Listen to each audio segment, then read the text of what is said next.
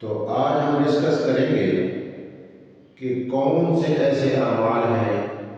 کہ جس کے کرنے سے رزق میں کمی آتی ہے۔ اس میں سے میں آپ کے ساتھ چند ایک پوائنٹ گوشت گزار کروں گا، اور وہ تقریباً 16 نکات ہیں۔ 16 چیزیں ایسی ہیں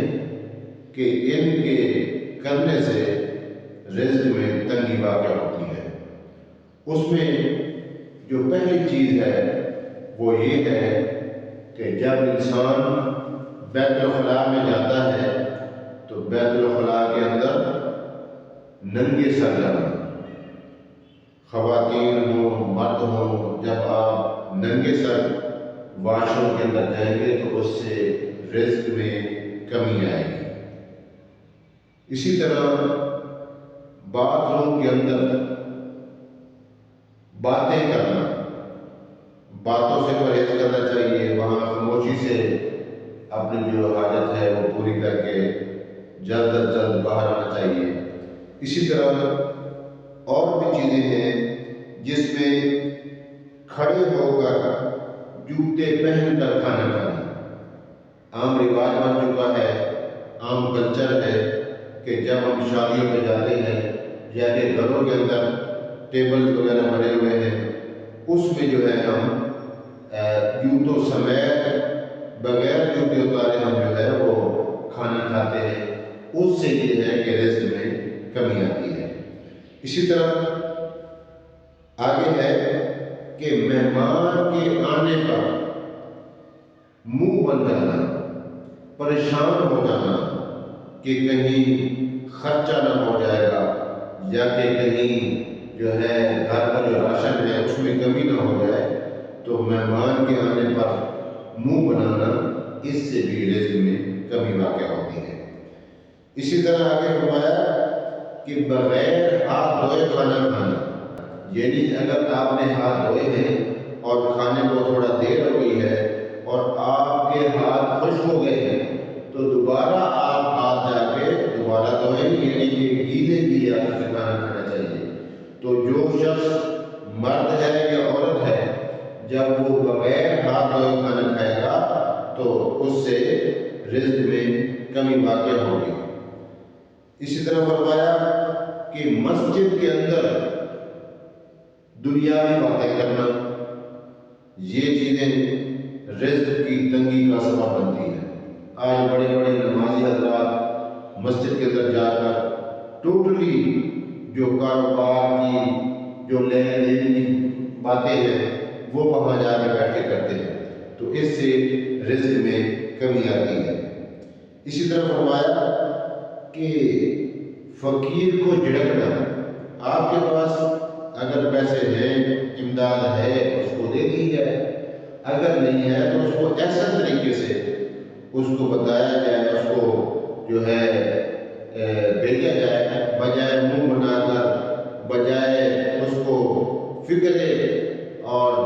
تانے دے کر بھیجنا اور اس کو غصے ہونا، اس سے بھی رزق میں کمی آتی ہے۔ اسی طرح فرمایا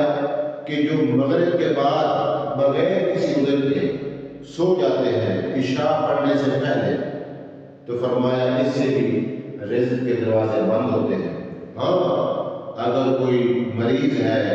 لاچار ہے، ضعیف ہے، اس کو اونگ آ گئی، نیند آ گئی یا کہ دوائی کا اثر ہو گیا تو وہ تو چلو اس کے بس کی بات نہیں ہے، وگرنہ مغرب کے بعد بھی بغیر کسی عذر کے سونا، اس سے رزق میں تنگی آتی ہے۔ اسی طرح فرمایا کہ جھوٹ بولنا، آج کل ہم جتنا بھی بزنس کر رہے ہیں، جتنا بھی کاروبار کر رہے ہیں، اس سے یہ ہوتا ہے کہ جھوٹ بول کر سودے سرف کو بیچا جاتا ہے۔ اس سودے میں اس جو چیز جو پروڈکٹ ہے اس کے بیچنے میں جھوٹ کا سہارا لیا جاتا ہے، کیونکہ جھوٹ بول کر اس کو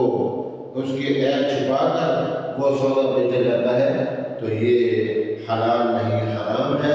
لہذا حرام کھانا اور اوپر سے جھوٹ بولنا، اس سے بھی جو ہے رزق کی کمی واقع ہوتی ہے۔ آگے فرمایا کہ گانا بجانا، یا کہ گانا سننے میں اپنا وقت کو برباد کرنا، اس میں دل لگانا، اس سے بھی رزق کی تنگی واقع ہوتی ہے۔ آگے فرمایا کچھ والدین ایسے ہیں کہ جو ہر وقت اپنی اولاد کو برا بھلا کہتے رہتے ہیں، تو فرمایا کہ جو اپنی اولاد کو برا بھلا کہتا رہتا ہے، اس سے بھی رزق میں کمی آتی ہے۔ اسی طرح اپنے اہل و عیال کو برا بھلا کہنا، ہر وقت بیوی سے، بچوں سے، اپنے جو گھر والے ہیں ان سے لڑتے رہنا، اس سے بھی رزق کی برکت اٹھا لی جاتی ہے، رزق میں کمی واقع ہوتی ہے۔